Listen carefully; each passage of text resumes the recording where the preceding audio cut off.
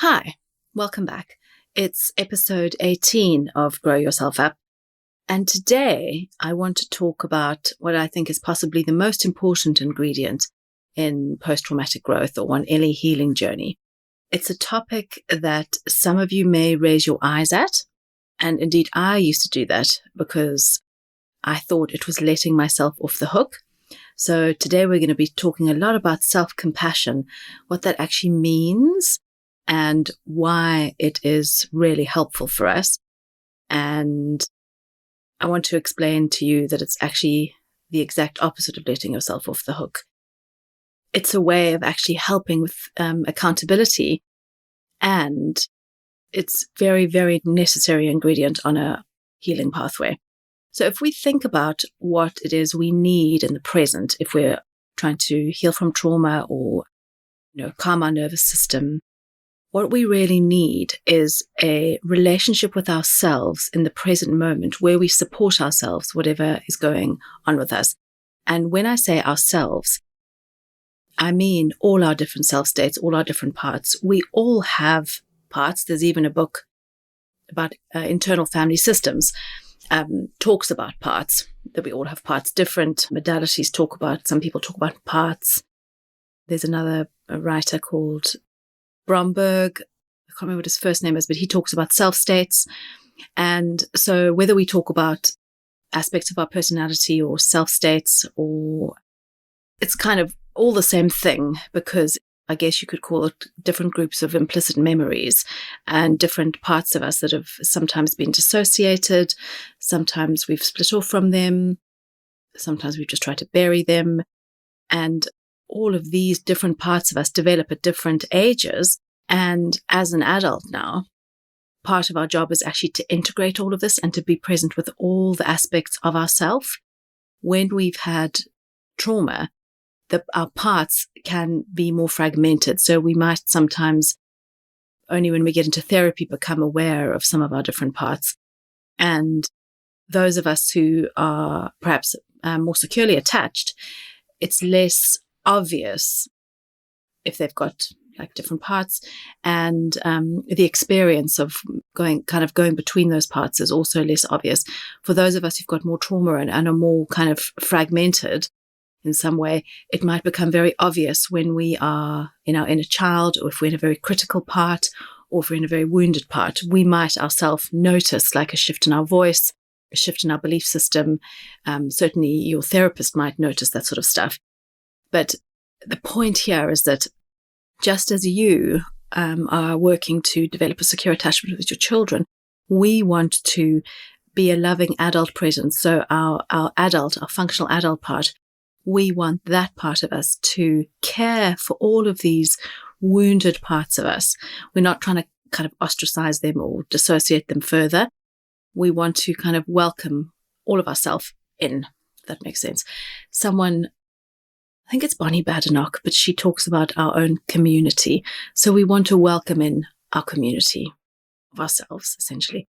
And because we heal the past in the present moment, so we can now give each part of us what they needed at the time they were growing up when they didn't get it.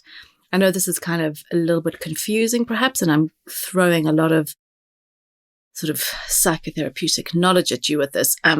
But the thing to kind of hold on to is that we all have different parts. They are all welcome in our person. They all need to be integrated and they all need to be tended to. And this important ingredient, which is self-compassion, is a key part of doing this, a key part of starting to love and accept all parts of us.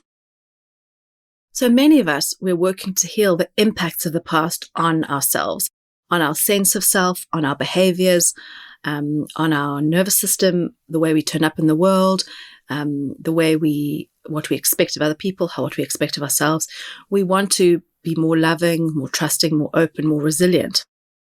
And we start with this by being compassionate about where we are. We can't kind of leapfrog parts of the healing journey. We have to be where we are and really accepting what's being created in our life as a result of what's happened to us and having compassion for that is a key aspect of moving forward. So I'm going to be drawing a lot on the research of Kristin Neff today, and also Christopher Germer is someone else who she's worked with, and I'm going to take some information and share it with you from Kristin Neff's book, Self-Compassion. I think that's if you want to buy a book about self-compassion, she's got 2 books. So the one is Self-Compassion, and then her newest one is called Fierce Self-Compassion. I haven't actually read the latest one, but I would really recommend the first one, particularly if you struggle with self-compassion and you think somehow that it makes you weak, or that you are letting yourself off the hook, or that it's pathetic, or you kind of associate self-compassion with something that you really don't want, or you can't, it doesn't feel like you can extend it to yourself. The book is very loving and has like a lot of very useful information that you can use to reparent yourself and to just understand why it's such an important part of your journey. So the way that Neff conceives of self-compassion is that there are 3 components, and that we need to master all 3 of these in order to be truly self-compassionate. So the first one is self-kindness, the second one is common humanity, and the third one is mindfulness. So let's just go through those one by one. Firstly, self-kindness. That is about being gentle and understanding of ourselves, of noticing our experience, of narrating that to ourselves, not criticizing ourselves, not judging ourselves, not judging our feelings, not labeling our feelings in a negative way, being really kind and curious about our experience. And you can imagine this as, how would you treat someone else? Because many of us have been schooled in the idea that other people's needs are much more important. So we are kind of geared around serving others, being kind to others, making them feel comfortable, making them feel happy or like they're being attended to. And so we're just kind of supposed to be very maybe stoical about ourselves, or actually ignore ourselves altogether. Because if you grew up in a family where your needs were never prioritized and you were always focused on your parents or other family members, or you were shamed for your needs, then really focusing outwards would have been how you managed. So the idea of self-kindness may come with actually a lot of shame. So notice if you find this hard, and that doesn't mean you don't start practicing it, but notice, because sometimes a reaction can be that you shame yourself for needing kindness because you've been shamed for your very human needs. So then it feels like you need to reject yourself rather than give yourself self-compassion. I hope that makes sense. So let me just say that maybe in a slightly slower way, but if you were shamed for your needs, so told you were needy, or you were ignored or mocked, or made the scapegoat in your family for something, then it might be much more comfortable to deny your needs, or not notice that you need care or affection or friendship. And because any need has been seen as like you're defective, and it brings up shame. And so then the idea of extending kindness to you might bring up that shame again. You may have, on the one hand, like a cognitive awareness, self-compassion would be useful. And then a part of you might feel like you need to reject yourself, or you're pathetic, or something like that. Now, this is really complex stuff that needs to be worked through in therapy. But I just want to give you a kind of a taste of why self-kindness may be tricky for you. Okay, so basically that's kind of be gentle and understanding. Don't criticize yourself. Don't judge yourself. Just hold yourself lovingly. Hold yourself as you may hold a small child. That's kind of the kind of imagery that we want to be gentle and loving. Now let's talk a bit about the next one, which is common humanity. So common humanity refers to the idea that there is a common lived experience among many of us. We're connected with others in the world in our experience of our life and our lives. Rather than having this idea that we're isolated, we're separate, we're different, because really we are most similar in the areas we struggle in. And I can tell you that because I'm a therapist and I sit across from a lot of people who share their stuff, and we all struggle in similar ways, particularly when we've had similar backgrounds. So we're connected across our life experiences, and this can sometimes be a difficult thing to make sense of. Let me share something with you. One of my followers on Instagram commented to me once that they found it really annoying being told you're not alone. That's sometimes a thing we say, especially on social media, that sharing an experience and then saying you're not alone in an attempt to help people know that they're not alone and that other people are experiencing the same thing. But she said, because actually in difficult parenting moments, we are alone. And that's true, because, at night when you're having a tricky bed and bath time, or your kids won't go to sleep and you're tired of, sitting outside their room as I do, or stroking their arm or something, or stroking their heads, you are in fact alone physically in that moment. But what the common humanity is that you can kind of think, well, across the land, there are lots of other parents doing the same thing. And I sometimes actually do that. I think to myself, I can imagine that in many houses or homes around me, people are going through the same experience. And that does make me feel somehow connected to a kind of a global experience of parenting, where we're just desperate for our children to go to sleep, frankly. But it's so yes, we are physically alone, but holding in mind the idea that there are other people having the same experience can be comforting. Okay, and then the last one is mindfulness. And this is a kind of an important aspect of the self-compassion, because it helps maintain some sort of semblance of balance. One more thing I just want to say about the common humanity. One of the things that Neff says in her book, which I love, about how compassion is an aspect of it is there's a common humanity, is that she highlights that the definition of compassion is to suffer with. And so it's a relational experience. We do it with other people. And so having self-compassion acknowledges that everyone suffers. It's not, you might not be able to see their suffering. They may look very shiny on the outside or like they're getting everything right. But I can tell you, I promise you, everyone suffers. You might not be able to see it though. And not that we want to be comforting ourselves with other people's suffering. It's more that we are bonded by that we are all living, we're having our experience in our human bodies, and we're imperfect. And sometimes it feels really hard to bear that imperfection. That is the essence of our human experience. So now this third ingredient of self-compassion, mindfulness, this is holding on to our experience with a kind of a balanced awareness. So we notice what's going on. We neither exaggerate it nor minimize it. And this kind of noticing exactly what it is that's going on helps us take decisive action. If we would tend to minimize something, it means we may not take action. If we would exaggerate things, we may also not take the correct action, because we might have a very exaggerated response or a very exaggerated way of solving whatever we're facing. And so she talks about how this aspect of self-compassion is facing up to reality, and that actually facing whatever's going on for us helps us take the appropriate steps. So we know from the research that those of us who are insecurely attached struggle a lot more with self-compassion, because we didn't necessarily have that extended to us when we were growing up. And so as we heal and become securely attached to ourselves, developing self-compassion is a really important part of that, because we want to activate our own attachment system and extend the care to ourselves that we may not have got. I also want to read you a piece from the book Self-Compassion.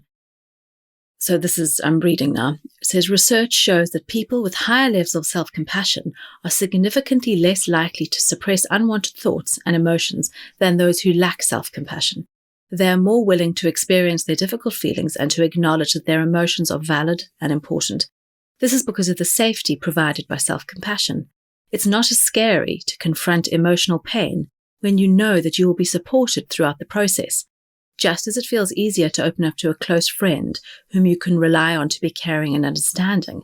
It's easier to open up to yourself when you can trust that your pain will be held in compassionate awareness.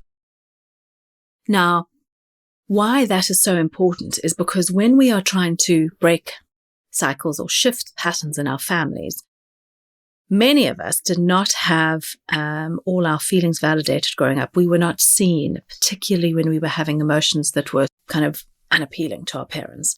And so you may have a sense of danger or panic or fear associated with if you're feeling rage or if you feel ambivalent about your children, or some days you feel really bored, or sometimes you hate being a mom, or anything that you perceive of as being negative. For you, that might bring up, you might get bodily sensations which feel very unpleasant. You might have noticed that your chest really tenses up or tightens, or that you start to get terrible cramps in your stomach when some emotions come up for you.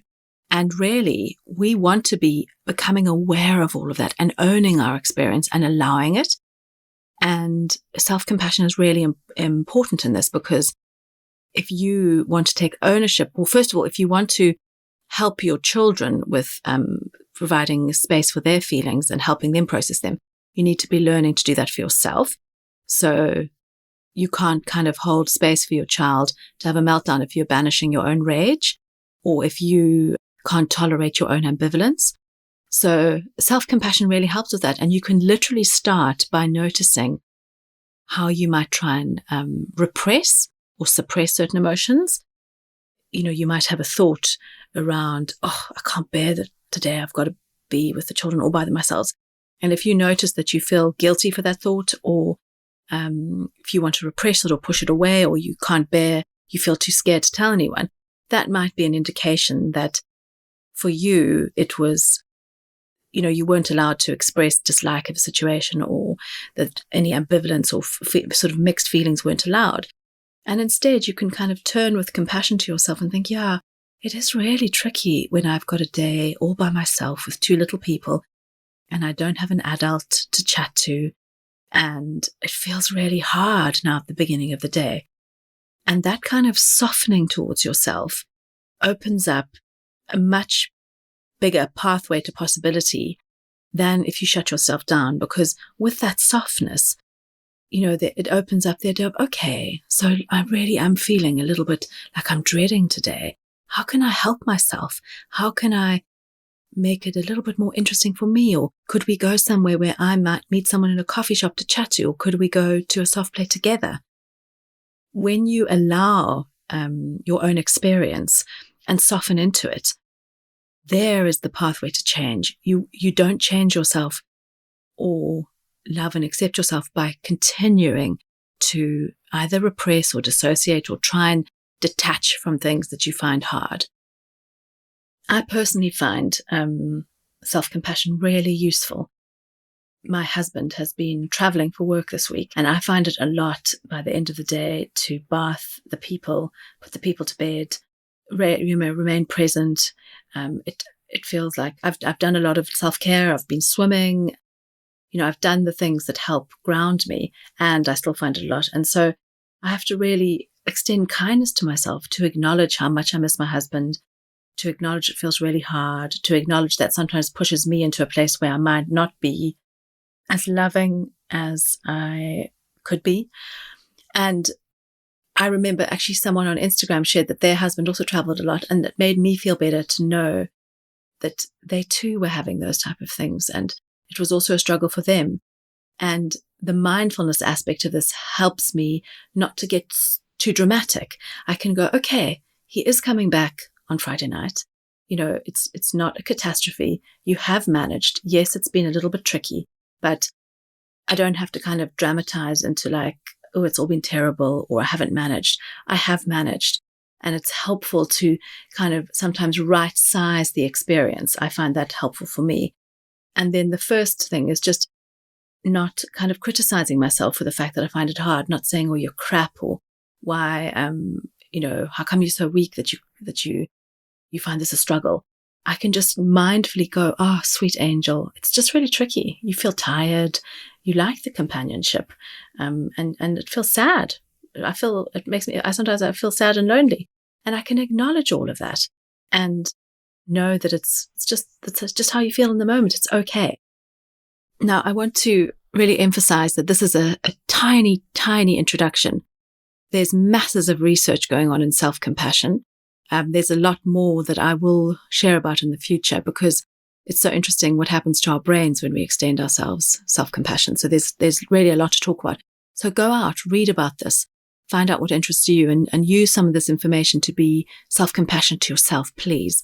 I'm going to end on a story from Kristin Neff's book because it made me laugh out loud, and I hope it will make you laugh and to understand how much we are all bonded in our common humanity. So she's describing a situation one of her graduate students encountered several months ago. So I'm going to read now from the book. He and his wife Merrily recently had a baby girl, and as a result, their 3-year-old son Finn started displaying some challenging behaviours. One day, when returning home from an errand, Pittman found his supposedly toilet-trained son peeing on the living room wall. When confronted about this, Finn just turned towards his dad, flashed an evil grin, and said, "I hate you." Thank God for Pittman's self-compassion practice. Though anyone would have understood if he had lost it, he managed to stay centered, take a few deep breaths, and give himself compassion for how difficult and challenging the moment was. This helped him to refocus and remember that, outward signs to the contrary, Finn was not simply being naughty. He was actually suffering from the very human emotion of jealousy, and at 3 was ill-equipped to deal with it effectively. Instead of getting angry at Finn, therefore, he sat down and put his arm around his shoulder. First, he acknowledged Finn's feelings of frustration at the change in the household routine. "I know this is hard for you right now because your baby sister is taking up so much of our attention, but your mom and I love you more than ever." Finn's unhappy mood started to lift almost instantly, as did Pittman's. He even started to see the humor of the situation, knowing he'd have a good story to dine out on for years. The more Finn feels reassured of his parents' love and support as he adjusts to the new member of his family, especially when he acts out, the more he'll realize that his parents' love is unshakable, even though their walls may be a little bit stained. Okay, so I love that story. And I think that, I shared a story last week, I think it was last week, about my child when she had an absolute meltdown because my other child got to turn off the car. And you'll notice that as soon as you're compassionate to your children, they kind of collapse into you and just soften because they feel seen and they're not being punished, and they are gaining understanding of actually why they are behaving in a way that they are, because you're helping them. You're helping them understand what's going on for them.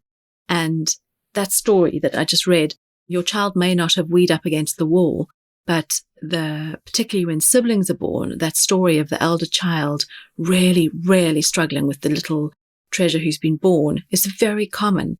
So please know that you are not alone. You may be alone physically in your house, yes, as I am now actually. Well, I've got my kids with me, but solo parenting. And know that someone else out there has had or is having a similar experience to you. And so please, can you try and use some of these aspects of self-compassion to soothe yourself, be kind to yourself, because ultimately self-compassion is it's the portal to change, really. So I hope that's given you some food for thought, and thanks for being here. Take really good care.